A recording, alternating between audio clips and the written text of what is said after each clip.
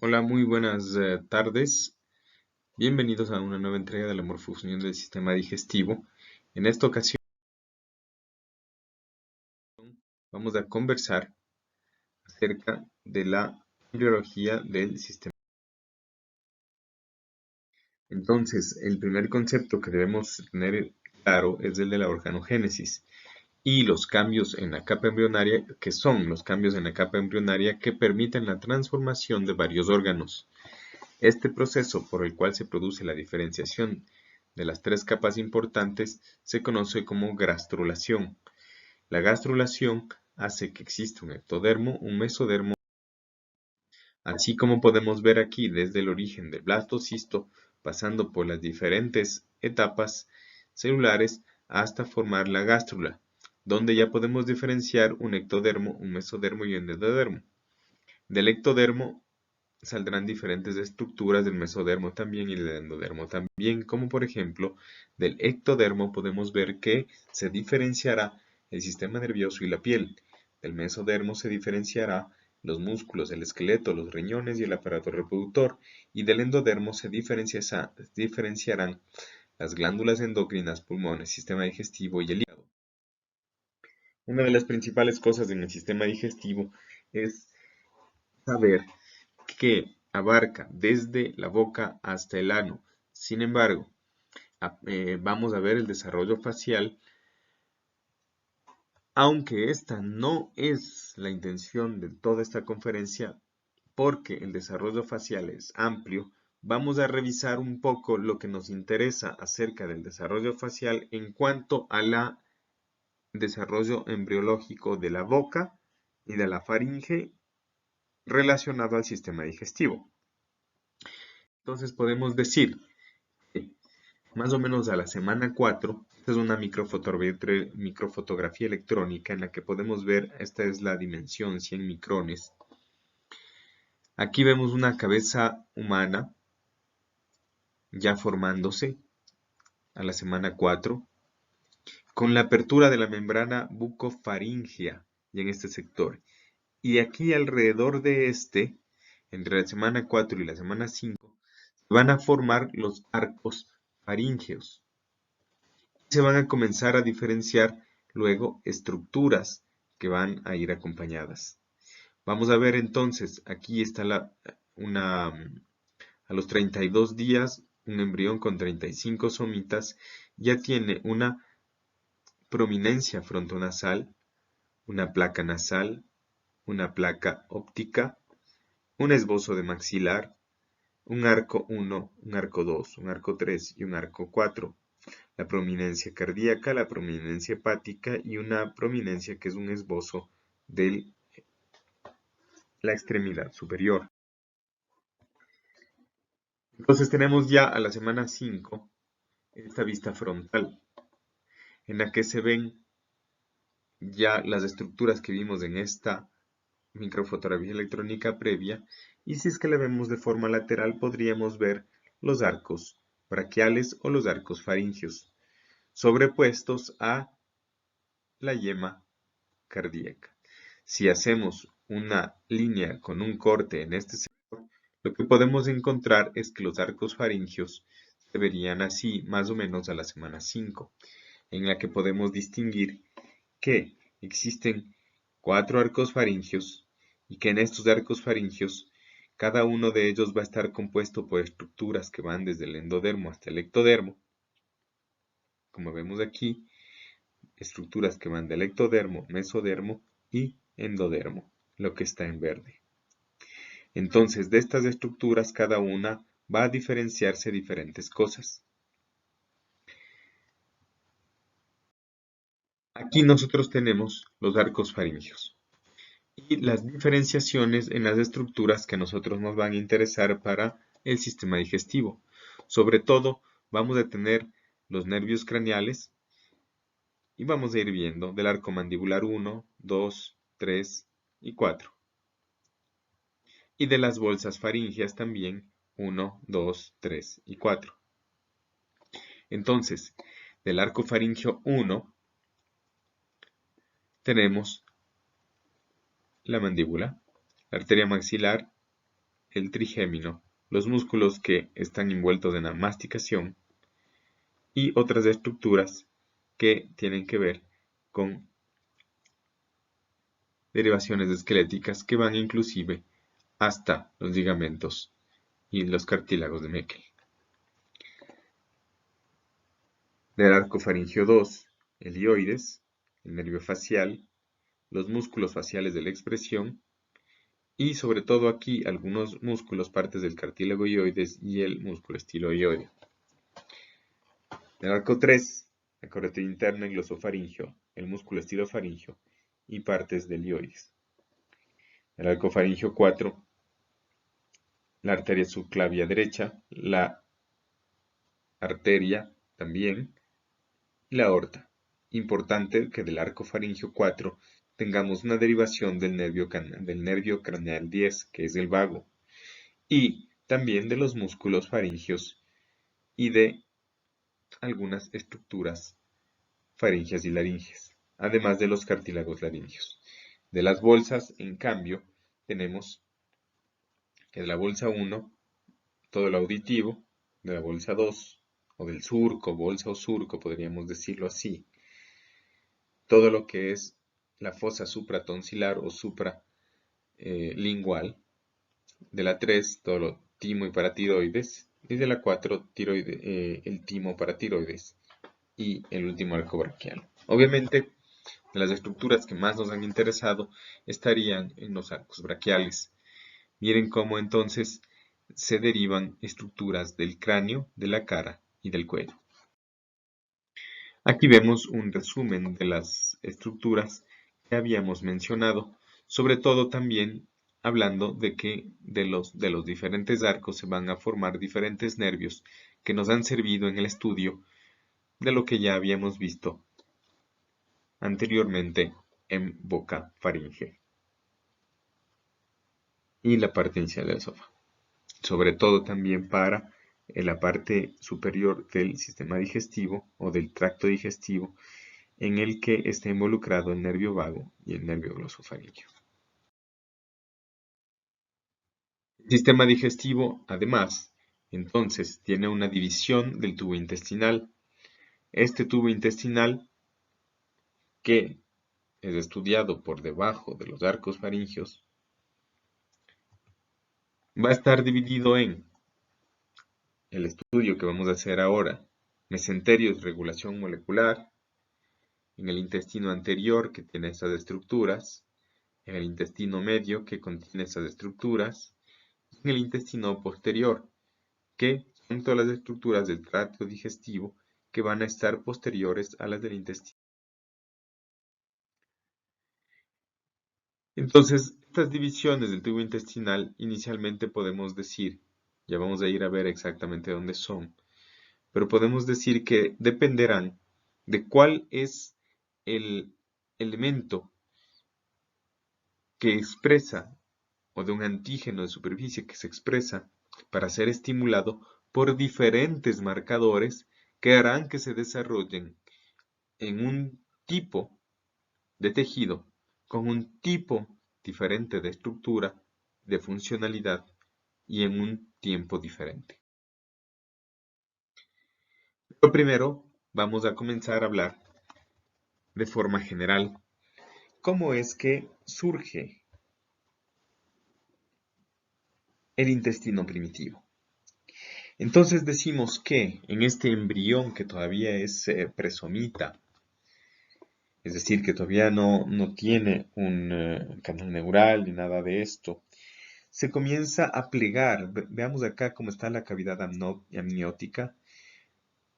Vemos que existe ya un esbozo de ectodermo, endodermo y mesodermo.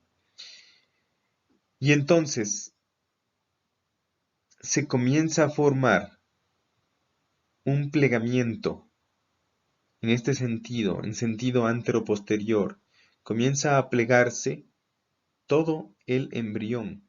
Y de ese plegamiento del embrión que se produce a las 4 semanas, resulta un tubo que tiene dos elementos o dos extremos ciegos. inicialmente. Uno proximal que va a ser la membrana bucofaringea y el otro final que a la larga va a ser la cloaca. Pero en el intermedio se va formando este intestino primitivo con un intestino medio y ya vamos viendo que a la cuarta semana existen estructuras que podemos decir, que podemos identificar como la yema pulmonar, como la yema hepática. Se va formando el conducto vitelino y obviamente el saco vitelino. En el plegamiento también, en un embrión de pocos somitas, podemos ver que ya está formado el saco vitelino.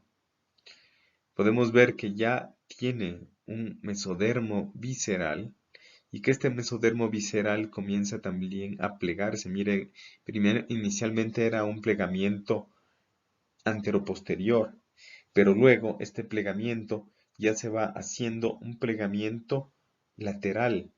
Miren cómo es iniciar el plegamiento, luego va haciéndose un plegamiento más estrecho y formando una cavidad, y luego deja a este intestino que se estaba formando, le deja en el medio con un mesenterio dorsal primitivo y forma una cavidad, que va a ser la cavidad corporal intraembrionaria, que es esta, que a posterior va a formar la cavidad peritoneal. Esta estructura ya la podemos ver más o menos a las 4 semanas de vida de un. Entonces, a partir de este tubo intestinal primitivo, se va a formar el intestino anterior, el intestino medio y el intestino posterior de acuerdo a la clasificación que habíamos hablado antes. ¿Desde dónde a dónde va a ser este intestino anterior, medio y posterior? Este es el intestino anterior, o foregut, que va a contemplar el esófago, el estómago, la arteria celíaca y las yemas pancreáticas y la yema hepática. Obviamente con todas las estructuras biliares en el intermedio. Y se va a formar justo por debajo, o por encima más bien hablamos, de la yema hepática. Y la va a contener. Entonces, desde el origen de la faringe hacia abajo hasta la yema hepática, podemos decir que es el intestino anterior. El intestino medio va a contemplar el sector de irrigación de la arteria mesentérica superior. Todo lo anterior estará irrigado por la arteria celíaca. Y entonces va a estar desde la yema hepática hasta lo que a futuro será la mitad del colon transverso, que es el territorio de la arteria mesentérica superior, inclusive en el adulto. Y tenemos un intestino posterior que va a ser el territorio de la arteria mesentérica inferior, es decir, desde el colon transverso hasta el final del intestino grueso. Intestino anterior tiene otras subdivisiones, entonces podemos decir que es un intestino faringio y un tubo faringio. El intestino faringio será desde la membrana bucofaringea hasta el divertículo respiratorio. Y el tubo faringio continúa al intestino faringio hasta la evaginación del intestino medio. Entonces será desde la yema hepática hasta los 2/3 derechos y 1/3 izquierdo del colon. Intestino posterior desde el tercio izquierdo del colon transverso hasta el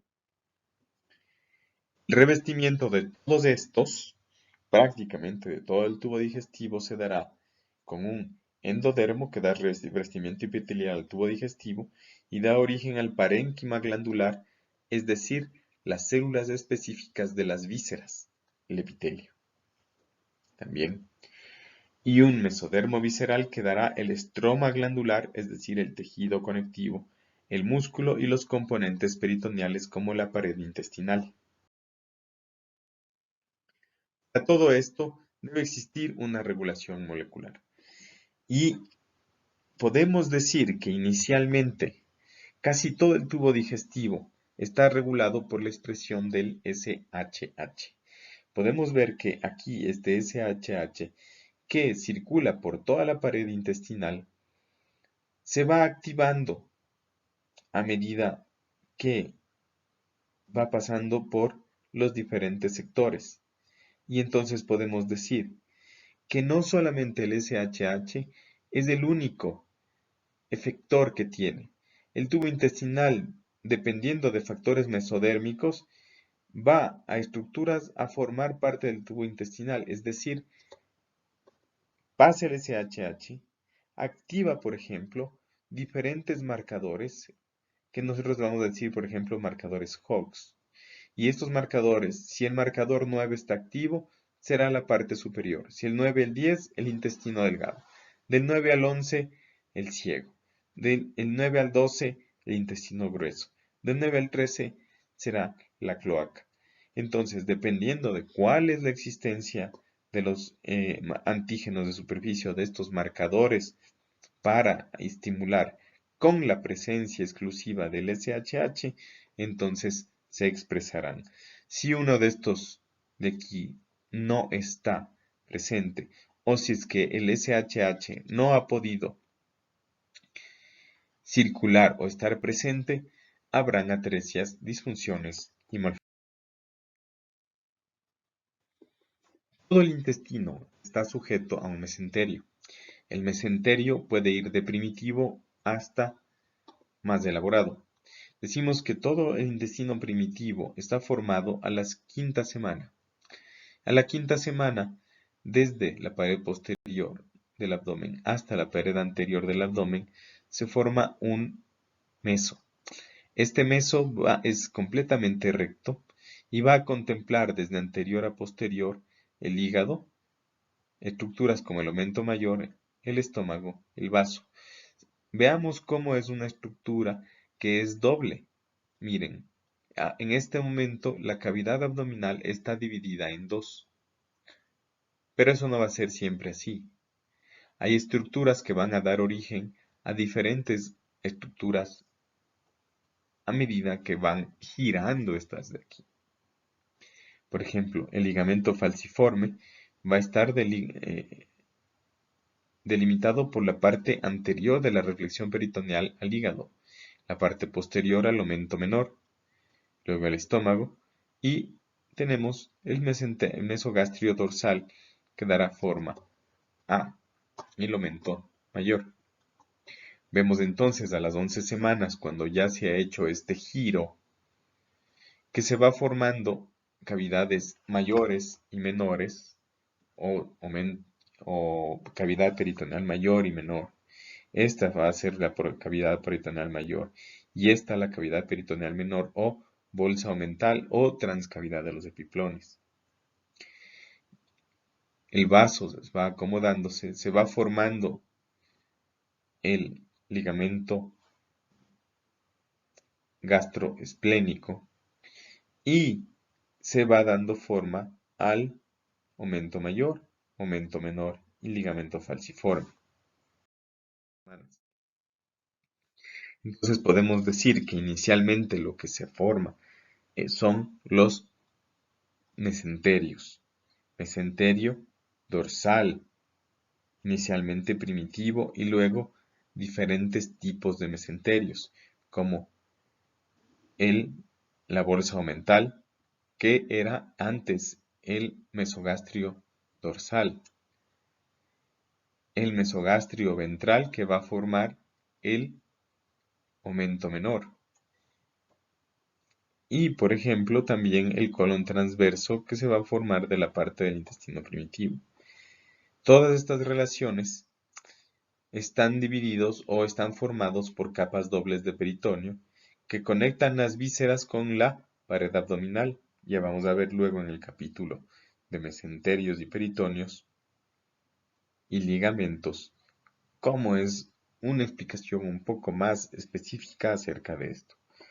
Pero podemos decir que en general las relaciones que se dan a los órganos pueden ser intraperitoneales, extraperitoneales o retroperitoneales de acuerdo a los giros y a las posiciones en las que van quedando los órganos a raíz del movimiento de todos estos órganos y del tracto digestivo en la cavidad. Entonces, a la quinta semana podemos decir que ese puente de tejido conectivo que era ese mesénquima abdominal se estrecha y forma luego el intestino anterior, medio y posterior y un mesenterio dorsal que está ubicado desde el esófago hasta el intestino posterior, formando mesos en cada región. Aquí tenemos entonces que del mesenterio dorsal primitivo se va a formar un mesogastrio dorsal, un aumento mayor en la región del estómago, un mesoduodeno en el duodeno, un mesocolon dorsal en el colon, un mesenterio propiamente dicho en las asas yunales e iliales, las cuales finalmente también van a estar relacionadas y van a ser portadoras de la irrigación del intestino, desde la arteria celíaca, mesentérica superior, mesentérica inferior. Vemos otra imagen que también nos da cuenta de esto, en la que ese mesenterio dorsal inicial va a hacer que posteriormente se formen diferentes tipos de mesenterios especializados, incluyendo el aumento menor y las reflexiones que van a dar forma al ligamento falciforme. Aquí tenemos un resumen entonces de lo que hemos dicho, en la que se detalla sobre todo desde dónde hasta dónde van formándose, desde la formación del tabique transverso, mesenterios, mesenterios específicos, crecimiento de tabiques, formación del aumento mayor y del ligamento falciforme. Entonces, si ya hablamos específicamente del intestino, podemos decir que iniciando en el esófago a la semana 4, inicialmente se puede evidenciar un divertículo pulmonar en la pared ventral del intestino anterior, en el límite del intestino faríngeo. Entonces, ya vamos a ver una imagen. Este divertículo pulmonar se diferencia en porción ventral y dorsal. La ventral dará el primer de respiratorio y la dorsal el esófago, la cual se alargará y formará una conexión hacia el corazón y los pulmones. Podemos ver entonces aquí el esófago de origen endodérmico entre la cuarta y la quinta semana. En este sector va a desarrollar en la parte inicial del intestino anterior una yema, y esta yema va a ir diferenciándose y desde este sector se va a poder ir diferenciando la yema pulmonar. Para luego esta yema pulmonar formar este divertículo respiratorio y formar un tabique tráqueo-esofágico para diferenciar completamente la tráquea de lo que ya sería la faringe y el esófago. Pero no siempre sucede. Hay muchas veces que no se presenta así y entonces podrán presentarse atresias, malformaciones, fístulas.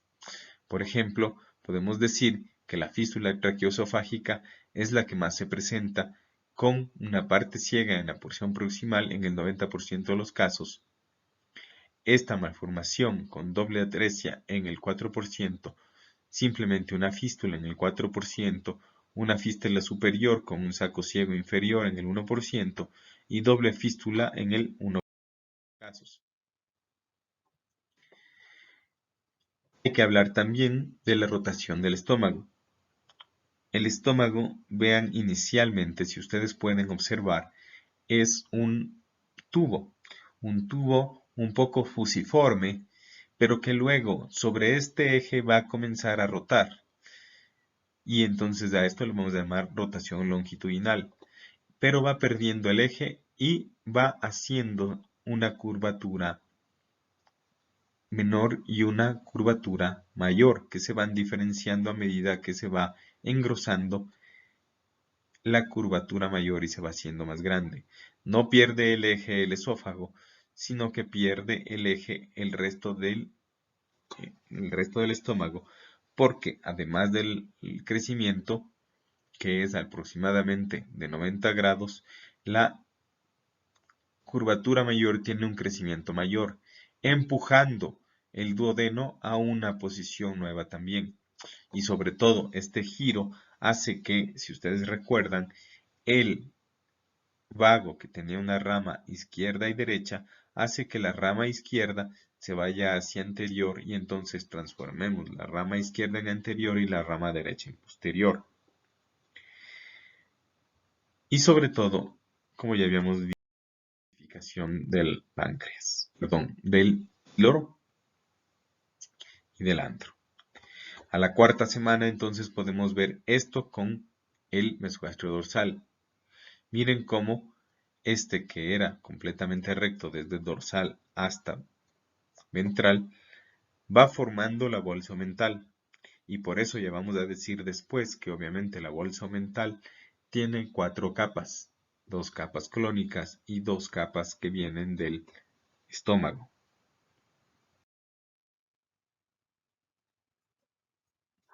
La rotación gástrica también se puede evidenciar en esta imagen. Quinta semana, 11ª semana. Es una imagen que prácticamente ya habíamos visto. Para poder diferenciar un poco más, vamos a analizar las imágenes que nos envía Moore, porque estas se ven como en un plano tridimensional, en las que ustedes pueden ir evidenciando el crecimiento fusiforme, rotación y crecimiento de la curvatura mayor, además de la formación de la bolsa omental y también la movilidad de la arteria gástrica inicial, y que luego este sector se va a formar como el aumento mayor, y se va formando en este sector el foramen omental, que es la entrada a la bursa, y que posteriormente será el hiato de Wing. Entonces, si lo vemos en otra orientación, podemos ver que en este punto ya se está formando la transcavidad de los epiplones, el aumento mayor, miren, con 4 capas, 1, 2, 3, 4, ¿sí? Entonces hemos analizado desde el punto de vista anterior superior y visto no solamente desde el punto de vista del estómago, sino también desde el punto de vista de la rotación que hacen los otros órganos, podemos ver que en este tiempo, entre la semana 5 y la 11, hay un gran crecimiento hepático, que ya vamos a ver luego que es bastante importante, y ya vimos en la clase pasada que podría llegar a tener hasta el 5% del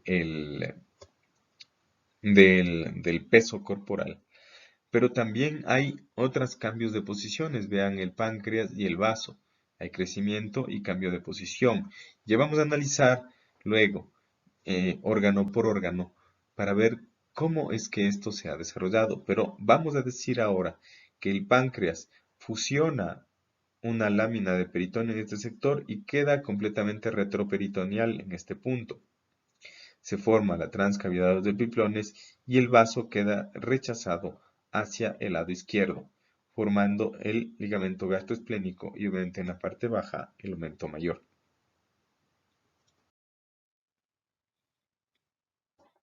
El aumento mayor podemos observarlo en este sector. Dos láminas de peritoneo que son las reflexiones peritoneales del estómago y dos láminas peritoneales que van a ser láminas peritoneales que van a rodear al mesocolon transverso.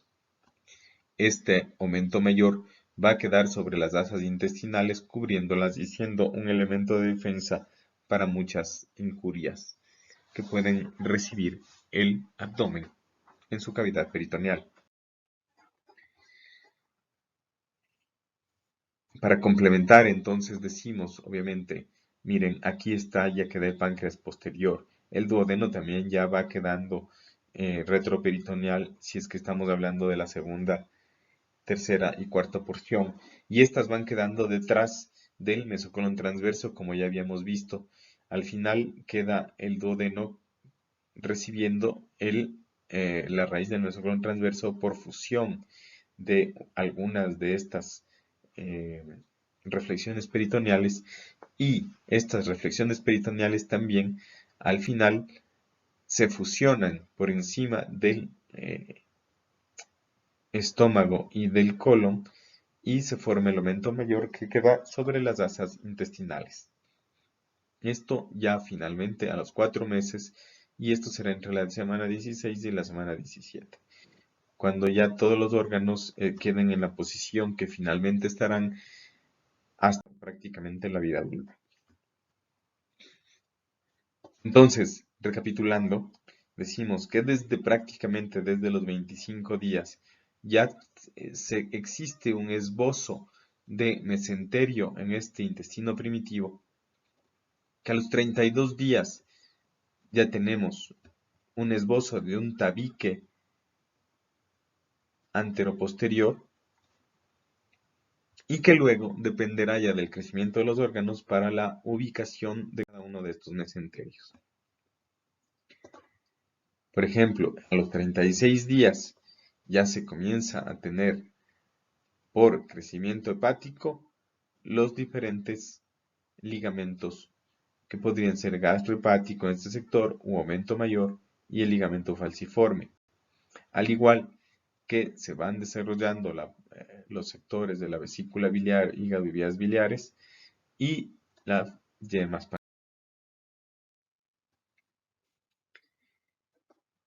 Continuando con el estudio del intestino superior, podemos ver que el origen del duodeno, como ya habíamos visto, el duodeno va quedando en la parte posterior, es entonces el origen, la parte terminal del intestino anterior y la parte cefálica del intestino medio. ¿Por qué? Porque recordemos que el intestino anterior es hasta la yema hepática y el duodeno, la mitad del duodeno queda por sobre la yema hepática y la mitad del duodeno por debajo de la yema hepática. El estómago gira y empuja, como ya habíamos visto, al duodeno y al píloro, haciendo o forzando una forma de C, más o menos a la fin de la 4ª semana. Porque por el movimiento del estómago y la cabeza del páncreas y desviación de la línea media hacia el lado derecho de la cavidad abdominal. Entonces lo que estamos diciendo es esto: el crecimiento hace que exista una desviación de la línea media por sobre y por debajo de la yema hepática. Por sobre la yema hepática todo será intestino anterior, por debajo de la yema hepática será intestino medio. Este giro siempre va a ser antihorario y va a involucrar también el desarrollo de las vías biliares y de las yemas pancreáticas. Desde la 4ª semana, 5ª y 6ª semana, cuando ya tenemos una formación bastante comprensible de esto. Podemos decir que la presión de la cabeza del páncreas del duodeno contra la superficie derecha del mesoduodeno va haciendo que éste gire. Y este giro va a obligar a una fusión con el peritoneo adyacente y la desaparición de estas capas peritoneales. Finalmente, el duodeno y el páncreas quedan retroperitoneales. El mesoduodeno dorsal desaparece, este sector, menos en la región pilórica. Y justo habíamos dicho en ese sector que la región pilórica y el bulbo todavía quedan retroperitoneales, no así desde la segunda porción en adelante.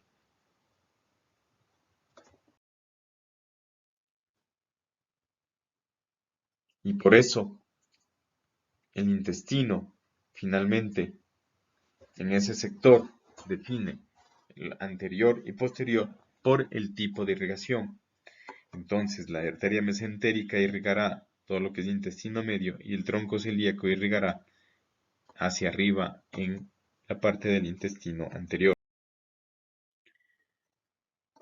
Una correlación clínica, por ejemplo, en este punto, es que si es que el giro y los ligamentos no tienen un desarrollo adecuado, finalmente se podría presentar lo que nosotros podemos llamar como estenosis pilórica. Miren cómo esta estenosis pilórica es un sobrecrecimiento del esfínter pilórico y hace que no pueda transitar el quimo desde el estómago hacia el duodeno. A esto lo llamamos estenosis pilórica y puede ser originado en el consumo de eritromicina por parte de la madre durante la etapa fetal. Esta es una patología que tiene que resolverse desde prácticamente el nacimiento. No tiene una cura fisiológica y los signos y síntomas son, por ejemplo, el vómito temprano o, en casos no tan severos, la desnutrición infantil crónica. Llegando aquí al duodeno, debemos analizar hasta la llama hepática. ¿Qué sucede en la llama hepática? Desde la semana 3 podemos decir que existe esa prominencia del epitelio endodérmico en el extremo distal anterior del intestino anterior. Ahí está una llama hepática y comienzan a fusionarse y a generarse algunas células y comienzan a proliferar. Por debajo de la cavidad pericárdica del pedículo del saco vitelino. ¿Qué células están formándose ahí ya? Células hematopoyéticas, células de Kupffer y células de tejido conectivo. Inicialmente recordemos que durante la etapa fetal el hígado es un órgano hematopoyético. Finalmente, entonces se forma el divertículo hepático en el intestino anterior y produciendo inclusive los conductos hasta el colédoco. Y esa protuberancia ventral que se forma en el divertículo hepático da origen a la vesícula biliar y al conducto cístico. Podemos ver entonces en este punto que aquí se va dando una relación muy estrecha entre lo que está haciendo la llama hepática y el campo hepático hacia el mesodermo cardíaco. Y vemos que, vamos a ver luego que inclusive en la regulación molecular tienen mucho que ver el crecimiento cardíaco con el crecimiento hepático. Y por esta cercanía, al parecer también el desarrollo está muy ligado a ser un órgano hematopoyético durante la etapa. De la semana 10 a la 12ª semana, encontramos que las células hepáticas comienzan a llenar increíblemente el tejido del tabique transverso. De una pequeña yema o de una pequeña protuberancia va creciendo hasta llegar a ser un órgano extremadamente voluminoso que llena el mesodermo entre el hígado y el intestino delgado. Se vuelve membranoso y genera los omentos y el ligamento falciforme. En la 10ª semana llega a tener el 10% del peso corporal y a la 12ª semana ya está habilitado para producir bilis, ya excreta a través del conducto cístico y el conducto colédoco que están completamente listos. Ya se forma todas las reflexiones peritoneales y ya tenemos formada el área desnuda después de formar las reflexiones peritoneales y los ligamentos que serán a futuro. Además, también ya están formados los omentos y en el sector donde están las reflexiones peritoneales donde deberían estar y ya los formados. Podemos revisar entonces que a las 4 semanas entonces tenemos esta yema hepática, que es un esbozo que está dentro del tabique transverso. Una vesícula biliar que puede ser solamente una yema, pero miren a qué lado está del duodeno. Miren el lado al que está. ¿Sí? Luego tendrá que girar y como gira en este sentido, finalmente, en conjunto con la yema pancreática, girará hacia este lado. A medida que se va formando, se van alargando la vesícula, se va formando el páncreas ventral también, y ya analizaremos de eso. A las 5 semanas, miren cómo ya está prácticamente formadas las estructuras y lo único que está esperando es terminar el giro, que será en semanas. También van formando los cordones hepáticos, es decir, los hepatocitos, y los cerrados biliares. En cuanto a la regulación molecular, que es bastante compleja, pero sin embargo vamos a tratar de hacerla lo más eh, menos pesada posible, digamos así. Decimos que hay factores de crecimiento de los fibroblastos que secretan en las células endoteliales y ordenan al endodermo intestinal, este se llama FGF2, le ordenan iniciar el crecimiento. Hay proteínas morfogenéticas óseas. Vean cómo inclusive estas proteínas óseas van a hacer una reacción al endodermo pancreático y una interacción con el FGF2 para hacer una expresión hepática. Factores de transcripción nucleares de los hepatocitos, que también van a estar ahí. Todos estos son moléculas que tienen que expresarse en genes específicos para que todo se vaya desencadenando. Y si estas proteínas no se generan, finalmente no existirá la diferenciación de los hepatocitos. Tiene que los factores de transcripción de los hepatocitos expresarse para que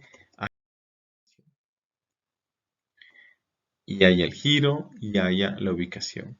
Si no se expresan de manera adecuada, ¿qué es lo que vendrá? Las anomalías vesiculares, con variaciones en la lobulación, como por ejemplo en este sector, que hay bilobulaciones, con variaciones en los conductos de accesorios y duplicación vesicular, con obliteración del colédoco, como por ejemplo en este caso de aquí, con distensión acá y con dilataciones fusiformes que podrían ser quistes del colédoco.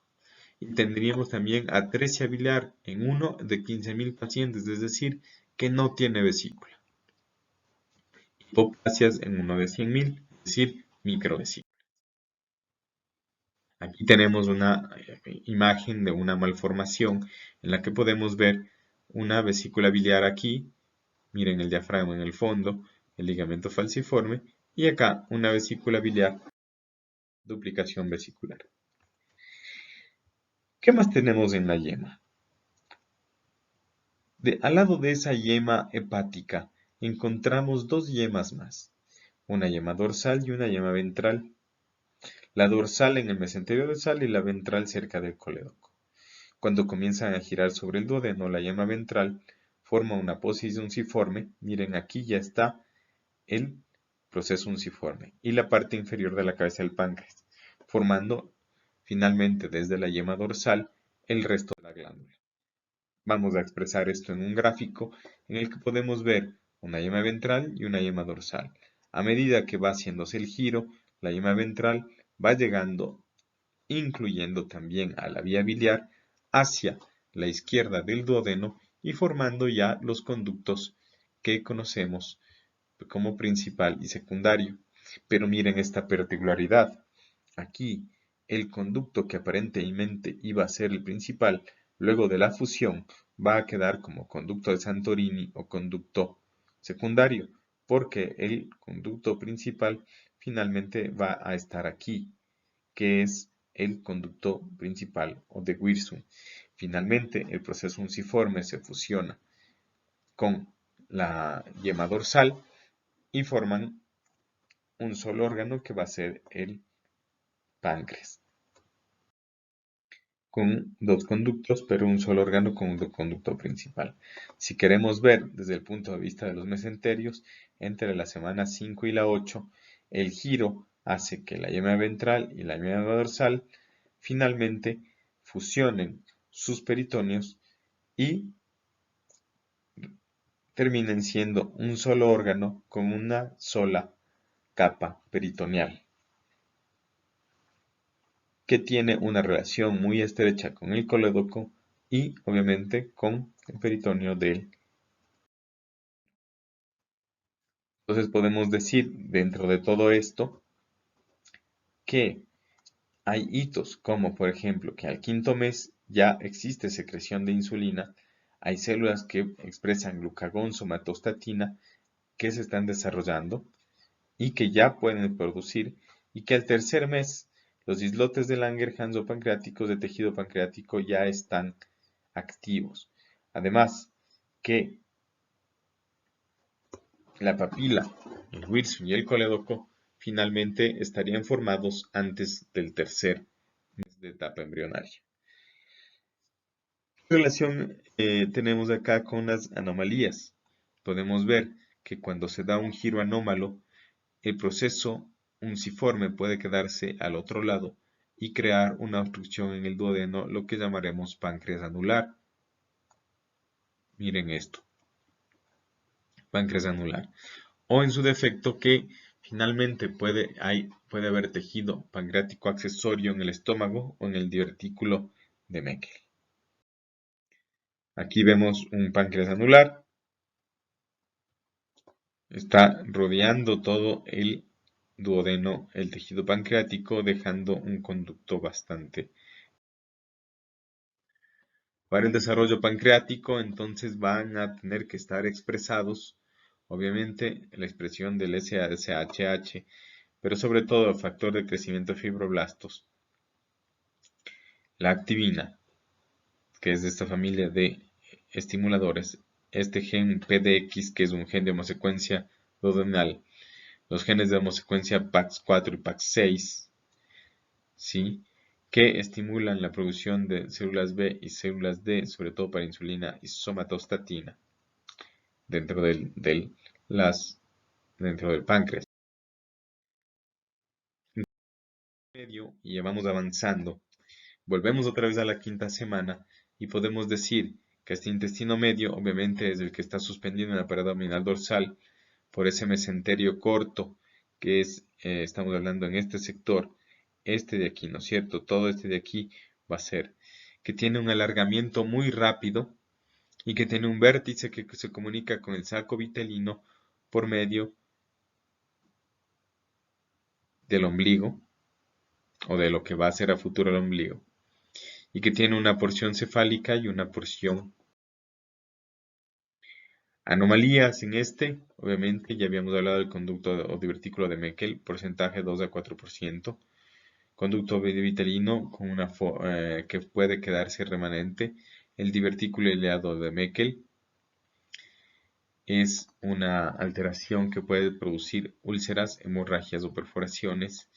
El conducto vitelino, obviamente que permanece abierto, la fisura umbilical o vitelina, y los cordones fibrosos. Ya vamos a ver todo esto acá cuando vamos a ver que dentro de la formación del intestino medio, inicialmente el intestino medio a través de lo que es el ombligo tiene que salir y luego volver a entrar.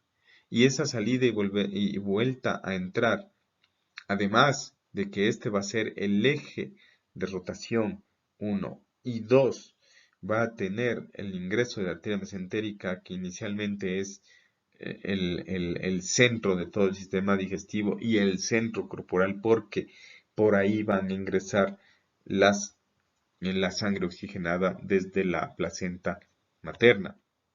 Entonces, cuando se regresa, pueden haber alteraciones como un divertículo ileal, cordones fibrosos, ¿sí?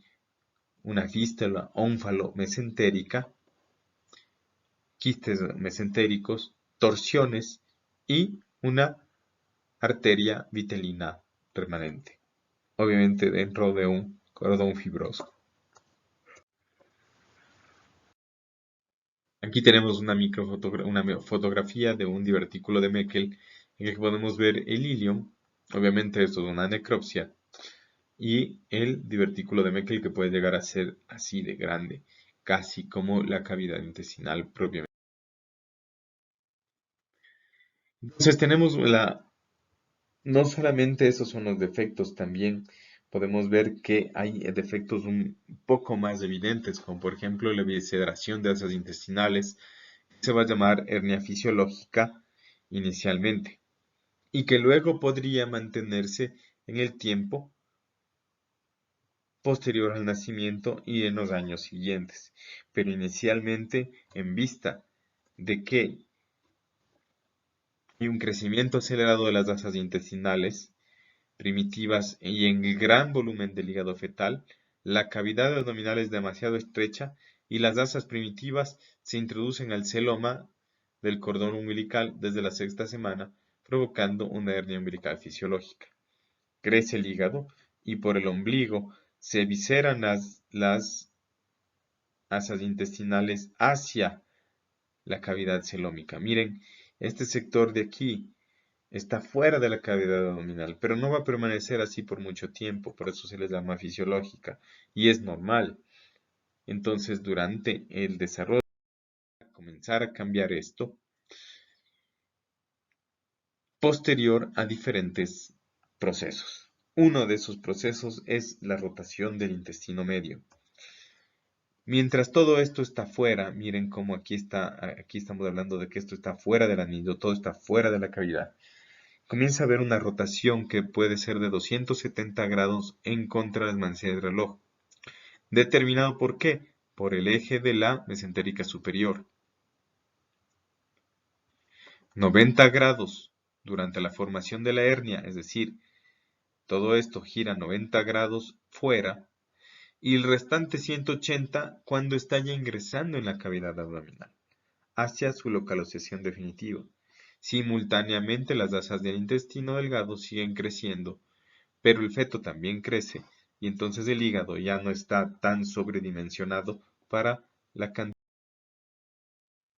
el tipo de cuerpo que va teniendo. Se agranda el feto, el hígado crece menos, en menor rango, en menor cantidad, y por lo tanto hay espacio para las asas intestinales. Entonces vemos aquí, justo lo que habíamos dicho, ¿no? A las 6 semanas está fuera, a las 8 semanas tiene una hernia bastante grande fisiológica, a las 9 semanas comienza a tener rotación, a las 11 semanas ya está dentro y a las 12 semanas ha terminado la rotación y no debe existir una hernia fisiológica. A las 12 semanas ya la hernia debe estar cerrada y todo efecto posterior finalmente será patológico. Vemos entonces a las 10 semanas, si es que ya vamos a ver en una imagen tridimensional, que el anillo a las diferentes semanas se va cambiando desde prácticamente las 5 semanas hasta las 10 semanas. Entonces, vamos a 90.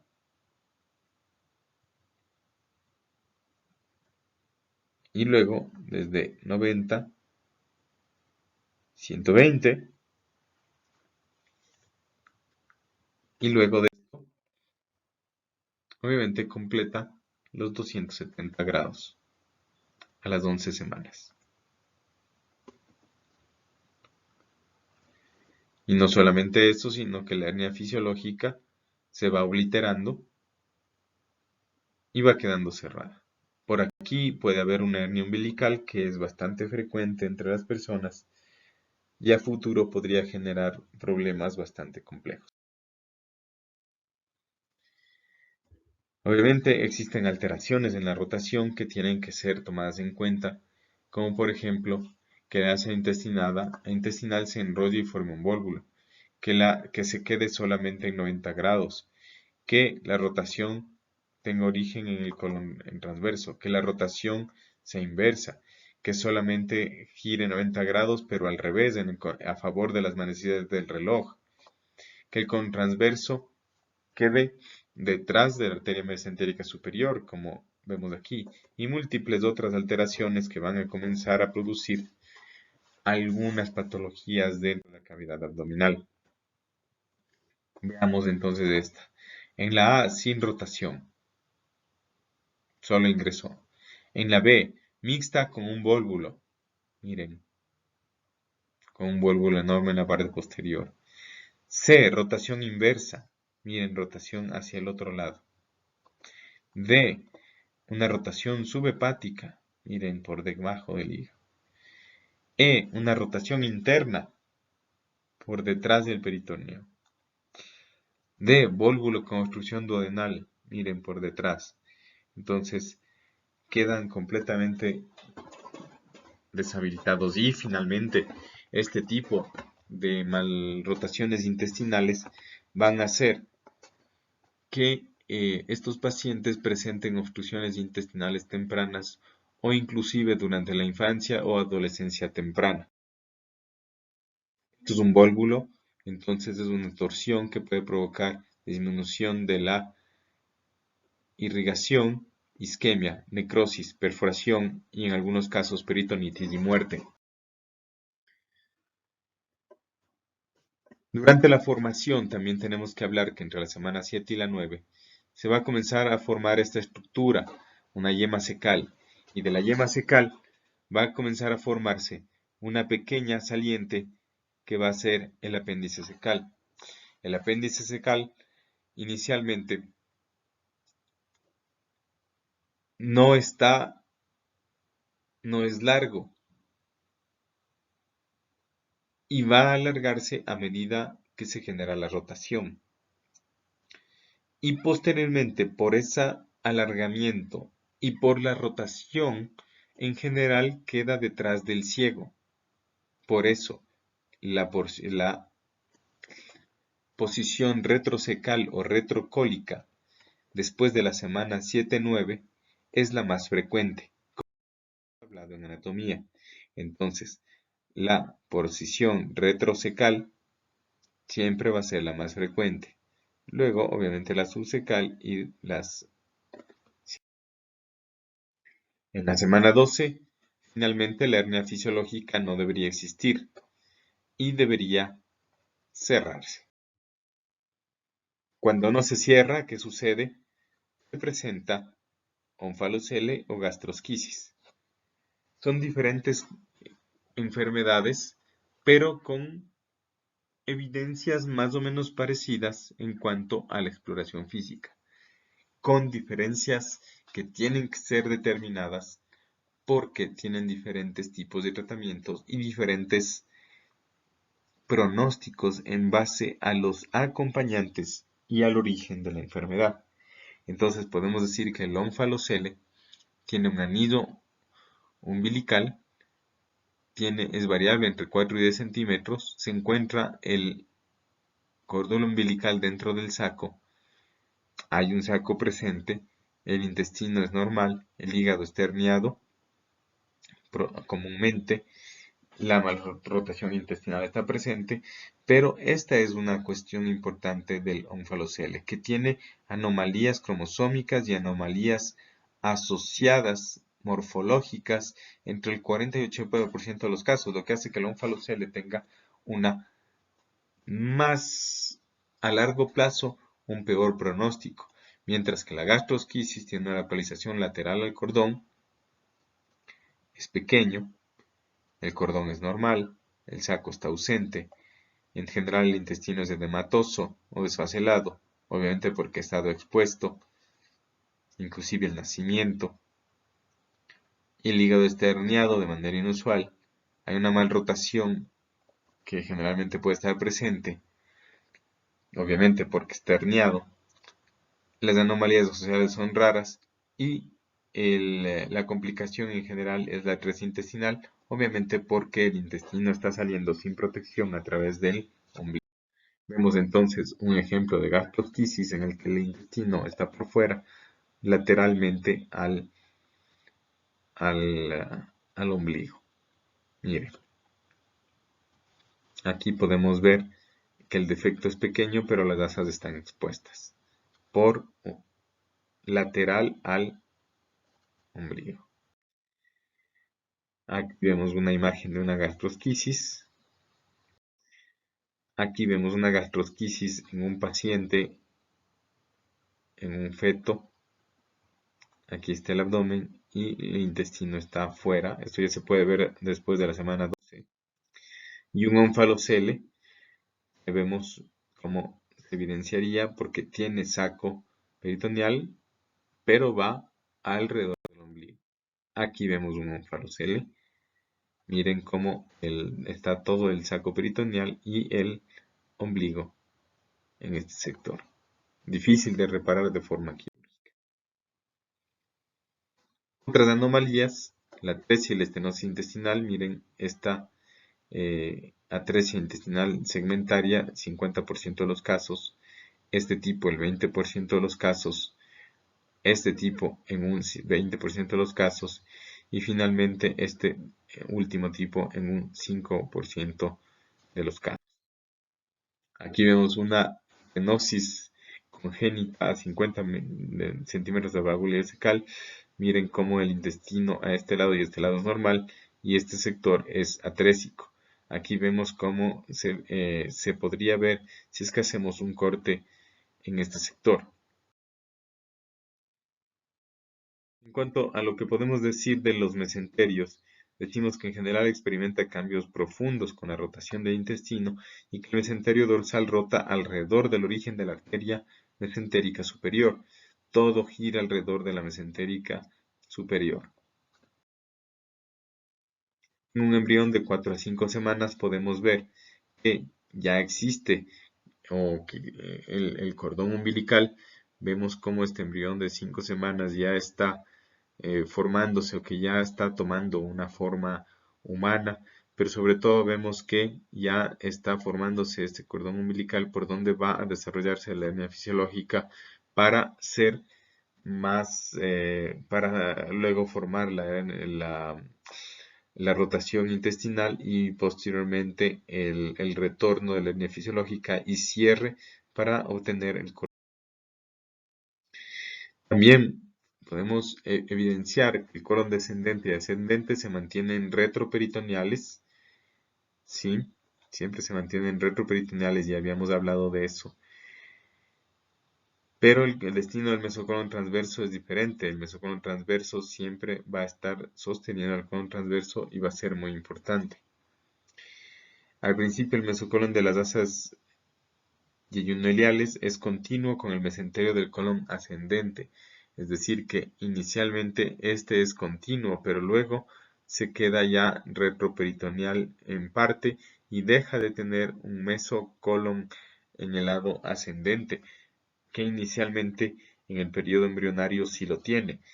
Miren cómo inicialmente todo esto es un solo mesocolon y que todo este sector en conjunto estaba por fuera en la hernia fisiológica.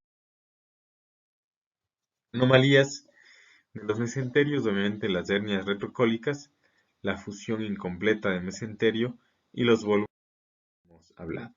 En cuanto al intestino posterior, podemos decir que se encuentra en el tercio distal del colon transverso, que comprende el colon descendente, el colon sigmoide, el recto y la parte superior del conducto anal. Entonces, todas estas estructuras comprende el intestino posterior.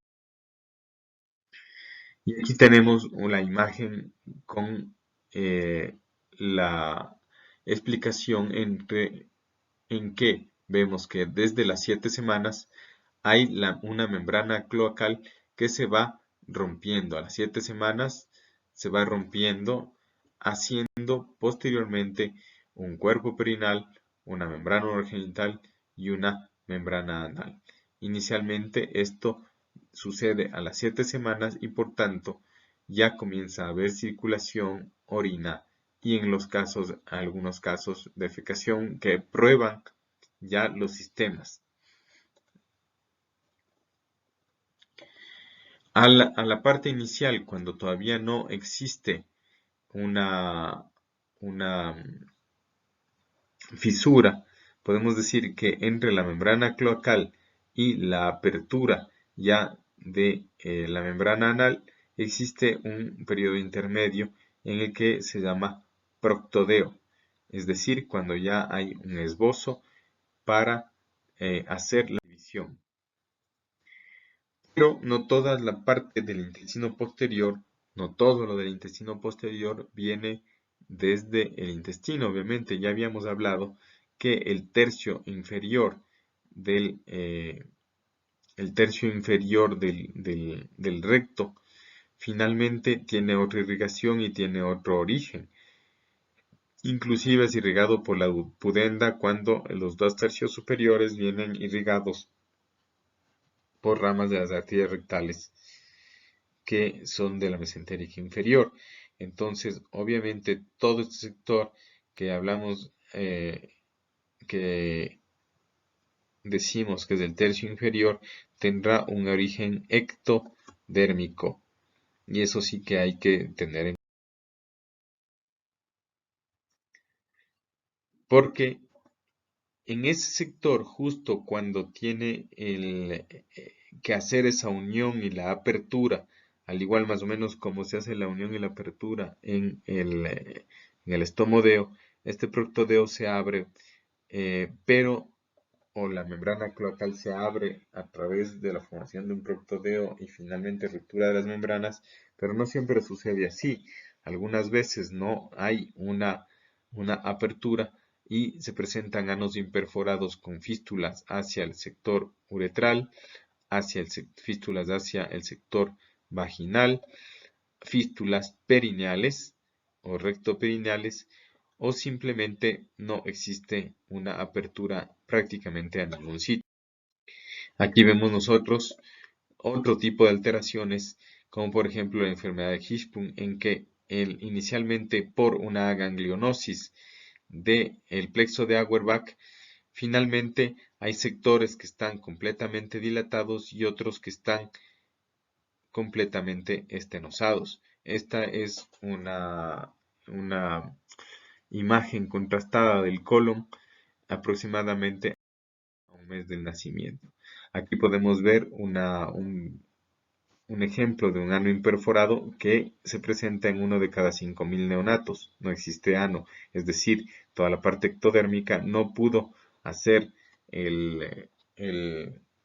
finalmente la conexión y quedó completamente imperforado.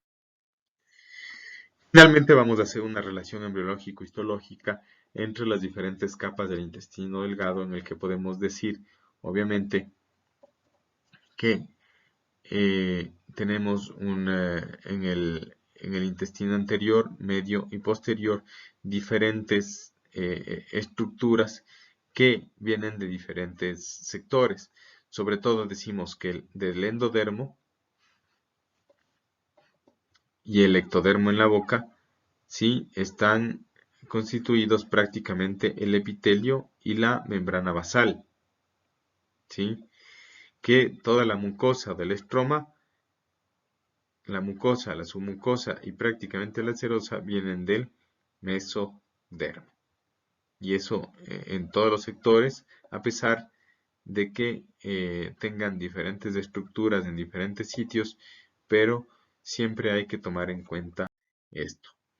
Y finalmente, una revisión del origen final de las estructuras que ustedes pueden revisar con más detenimiento. Pero sobre todo me voy a focalizar en que el intestino anterior tiene una irrigación del tronco celíaco, el intestino medio de la arteria mesentérica superior y el intestino posterior de la arteria mesentérica inferior.